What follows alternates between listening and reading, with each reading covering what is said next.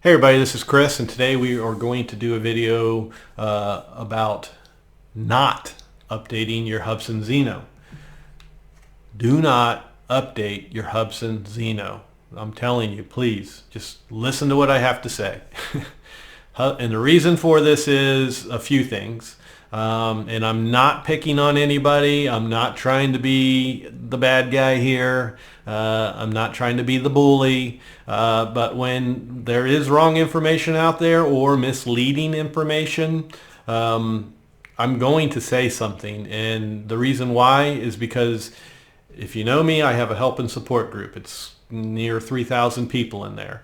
There's a majority now own Xenos, and they see a video out there that says firmware update, and they think it's okay to update because there was no catastrophic crash or anything like that within the video. But that's not the case. It's just not advised right now to update the firmware, and I'm going to explain all that as quickly and thoroughly as I can. But I first want to say I like Marcus Crawford. He is a super nice guy. If you watch his videos, he's just the nicest guy. But that's pretty much what his channel is. He's just a nice guy channel. He enjoys flying quads. He gets out there. He shows you himself flying quads. Loves to do his droney takeoffs, and just bring you the latest stuff and show you his flights. But my thing is, when you go out and you jump out there real quick and do a firmware update video, which he's done numerous times, the minute there's an update, he throws that video out. And I'm not being mean, but the reason for those updates, it's clickbait. If you say the word firmware update, people are going to click on that and they're going to look. So, he's done it numerous times, and he's done it so fast that at least 2 of his update videos, he starts out, gosh, I don't remember the firmware version. Well, if you're going to do a firmware version or a firmware update video, you should know the firmware version in the opening of your video if you're going to say it. So, but he's honest. He says he doesn't know, and he didn't. But in the latest firmware update video that he's done, that's what kind of sparked my attention. Is it showed nothing. It showed absolutely nothing. It showed a bad gimbal version for him anyhow. I don't know if everybody who's updated has this problem, but he had a bad horizon in his gimbal, and I know he was reverting back, and I know he's already done another video showing that he reverted back, so I don't know if it's fixed it or not, and hopefully he's cleared up some of the stuff from his first video, because to me some wrong information was given in there and kind of misleading. And the reason why I say it's misleading is the one thing I learned long ago when I used to be that guy that rushed to get a video out so I could get views. I learned that a lot of things are lost in translation, because let's face it, everybody watching YouTube or my channel or his channel, they're not all English tongue. So they're not all speaking the same language. So a lot is taken wrong out of translation. So back to my group, it's all help and support. And what am I seeing? I'm seeing people say, well, Marcus said it's okay. Marcus said it's good. Marcus said it's got good flight stability. That's not the case. This firmware has nothing to do with flight stability. I have it on one of mine. I have 4 Xenos.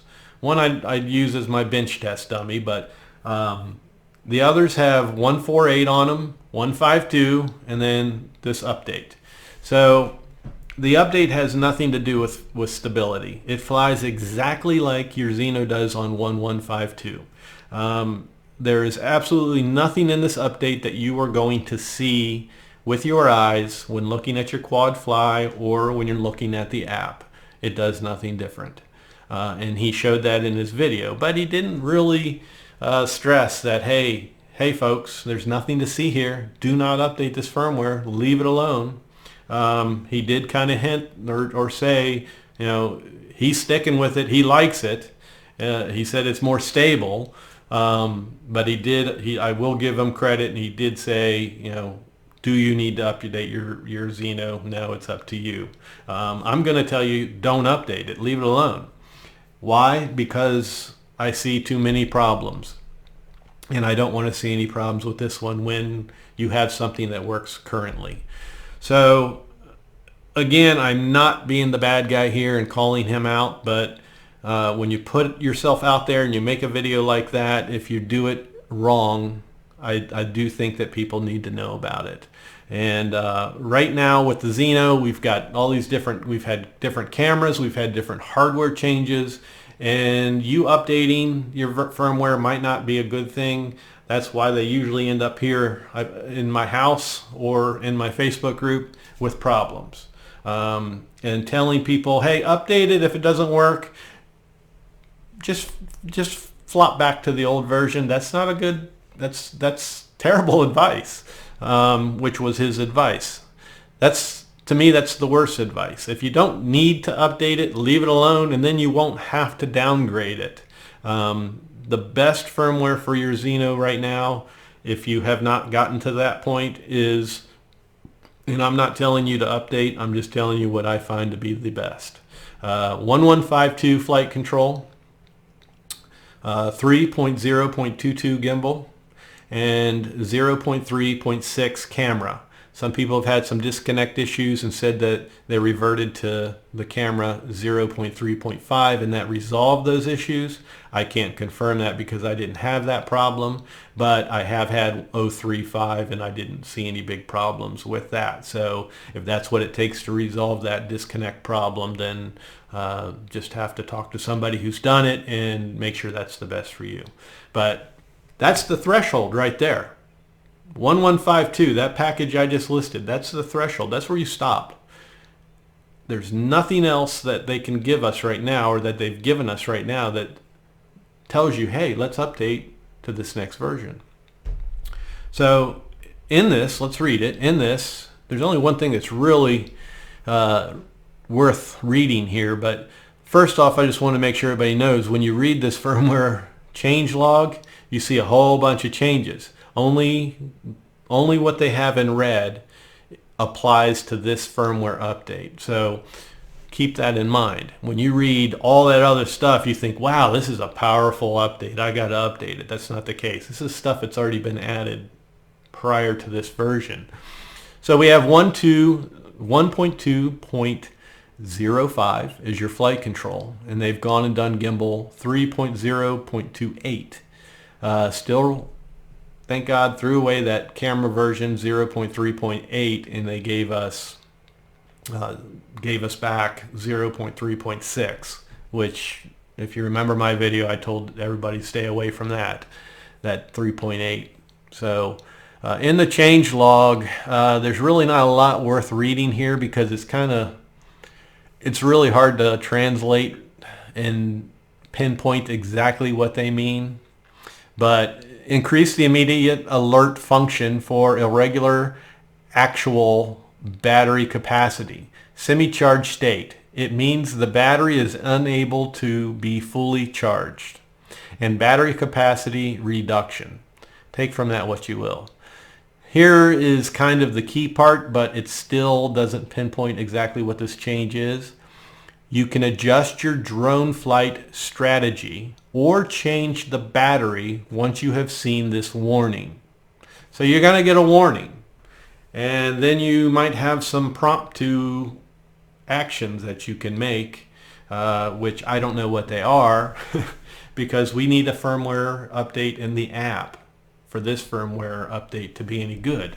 So that's why I say do not update to this firmware upgrade because it needs an app, and it's an educated guess on my point if it needs the app because it doesn't show me anything different in the app. It doesn't show me anything when I'm flying with a weaker battery.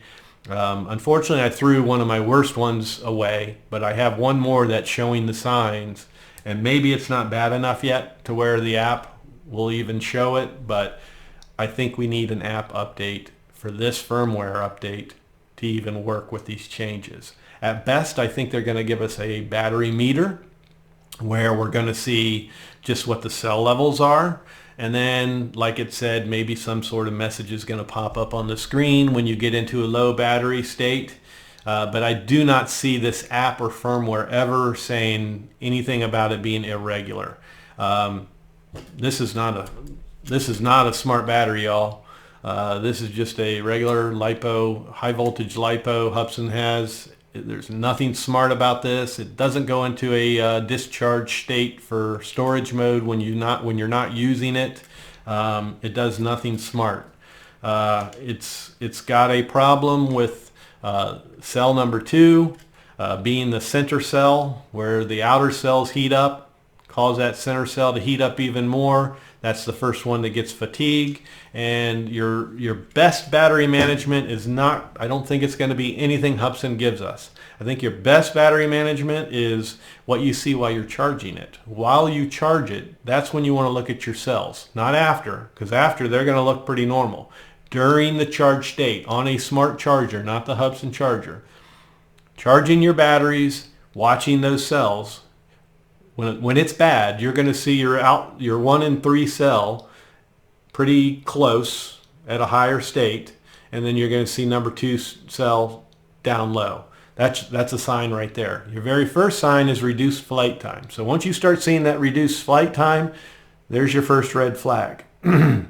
Charging it. Watching those cells while it's actually charging on a smart charger. Seeing what those cells are doing. That's your next thing you should be doing, and that's where you'll find your next red flag. That's the biggest thing you need to do.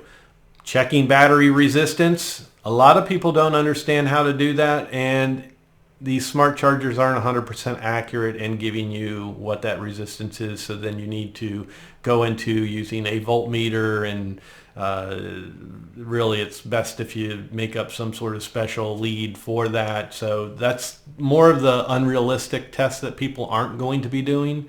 But what I've just told you is more of the realistic way to do your own battery management. So I don't think Hubsan's going to give us anything in this firmware update that is going to save our quads from falling out of the sky. Don't use this as a crutch, not a crutch.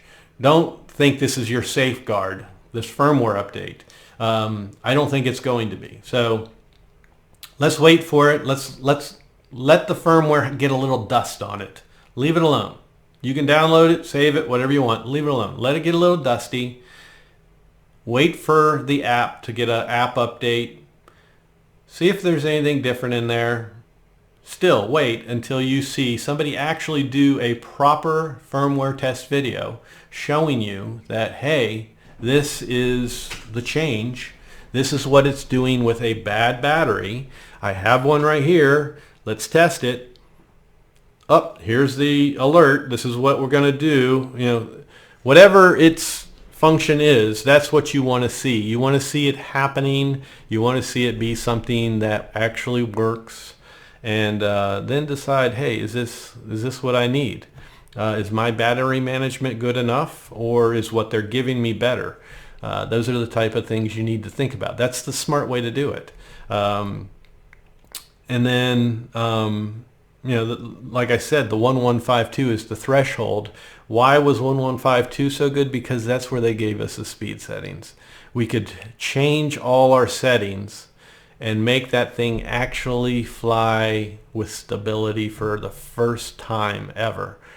Being able to adjust your yaw and pitch and stuff, it's fully in your control to make that fly the way you want it for whatever shot you're trying to get or for whatever flight you want to have. There's still some features and things that don't work within the Zino, so those might be reasons to update later. But right now the threshold is 1152, and that's the only place I think anybody needs to be. Now, if you've gotten a new Zino and it's come to you with newer firmware, my advice is not to downgrade. Leave it alone because of the difference in the hardware that I mentioned, like with the board and the camera. You don't know if you downgrade if you're going to affect anything, and you don't want to end up with a brick, because that can happen. So if you have a new Zino, it's got newer firmware on it, just fly it. Fly it, try it, see how it works. If you're happy with the way that flies, which you should be because it's not terrible firmware. If you're happy with the camera quality, most of them are coming with 0.3.6 on them. If you're happy with that, just leave it alone. Just leave it alone. There is no reason to downgrade your quad. And for me to sit here and tell you, downgrade your quad when it's a new one to something that's a little older, that's the worst advice I could give you. So I will not give you that advice. When we had the camera 3.6 to 3.8, I did tell people, hey, if you updated this, downgrade to 3.6. It's garbage. That was perfectly safe because they were very close in a window of each other, to where we didn't really risk any new hardware or any things like that. So those are all the types of things you have to take in consideration. So now this leads me to, and this is where people might think I'm really picking on Marcus Crawford of Idaho Quadcopter. But last night I had to speak up on Ron Brown's show, Zino Nation. And I want to say I love Ron. I love Ron to death. I love his sense of humor. He's quick-witted, very dry sense of humor. I find myself laughing a lot when he's making jokes. He doesn't make them look like a joke, but he means them to be joking, and I don't know, he just makes me laugh. He's a good guy, great guy, and so is Marcus. Marcus is a great guy. So I'm not picking on anybody, but Zino Nation last night, they're talking about this firmware testing that Marcus did, and I couldn't sit back and just not say anything, so I had to make a comment, and you'll see in this little video clip, Marcus gets a little excited, the hands start waving, but I made my point and made it clear that giving kudos to Hubsan while we're taking back steps. We're going forward and taking back steps after 152, but giving Hubsan kudos. Basically, I just said, come on, Marcus, be real, because kudos is not deserved.